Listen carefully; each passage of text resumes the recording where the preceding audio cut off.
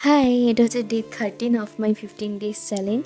আর আজকে আমি first time বানাবো হচ্ছে আমসত্ত্ব।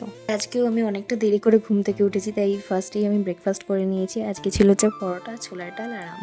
তারপর একদম স্নান করে আমি আমসত্ত্ব বানাবো বলে আজকে বসেছিলাম। কালকেই মা আমগুলো এনেছে, আমগুলো মাকে কাঁচা আনতে বলেছিলাম, কিন্তু দেখা গেল যে ওগুলো কাঁচা মিঠে আম আর কি।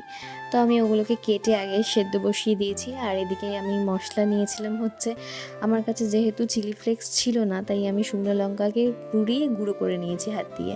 আর নিয়েছি বিট নুন, এমনি নুন, তারপর জিরে গুঁড়ো, গোলমরিচের গুঁড়ো আর শুকনো লঙ্কা গুঁড়ো আর লেবু। তারপর এখানে আমটা সেদ্ধ হয়ে যাওয়ার পর সেটাকে ম্যাশ করে নিচ্ছিলাম ছাঁকনির সাহায্যে।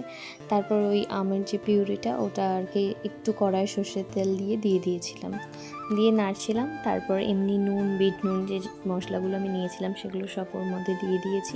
আর আমি এখানে দুটো আমের আমসত্ত্ব বানাচ্ছিলাম। আমি এখানে 4 চামচ চিনি ব্যবহার করেছি তার জন্য। আর ওই যে এক স্লাইস লেবু নিয়েছিলাম, পাতিলেবু, ওটার রসটাকেও দিয়ে দিয়েছি। তারপর ওটাকে নাড়তে নাড়তে যখন কালারটা চেঞ্জ হলো তখন আমি ওটাকে নামিয়ে নিয়েছি একটা থালার মধ্যে। আগে থেকেই তেল মাখানো ছিল, ওই থালার মধ্যে নামিয়ে ওটাকে আর কি স্প্রেড করে দিচ্ছিলাম। তারপর থালাটা অনেকক্ষণ পাখার তলায় রেখে আমি রোদে দিতে গেছিলাম। যেহেতু আমি দেরি করে বানাতে বসেছি, তাই জন্য রোদটা সেদিনকে অত পাইনি। তারপর আমি লাঞ্চ করতে বসে গেছি। আর এদিকে ছিল গাঁদাল পাতার বাটা, তারপর শিউলি পাতার বড়া আর তেল ঝিঙে, আর ছিল হচ্ছে ছোলার ডাল। লাঞ্চ কমপ্লিট করে একটু রেস্ট নিচ্ছিলাম। তারপর আমার স্টুডেন্টরা পড়তে এসেছিলো, তো তাদেরকে পড়িয়ে উঠেই আমি দেখলাম যে আমার ঠোঁটের নিচে আমের আঠা লেগে একদম ওখানটা পুড়ে গেছে আর কি। মা এখানে বৃহস্পতিবারের বাড়ির পুজোর প্রসাদ দিয়েছিল, তো সেটাই খাচ্ছিলাম।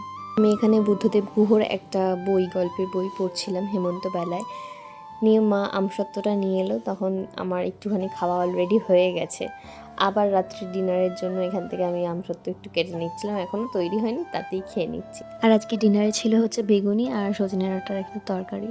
তো এইভাবেই কাটালাম আজকের দিনটা। টাটা।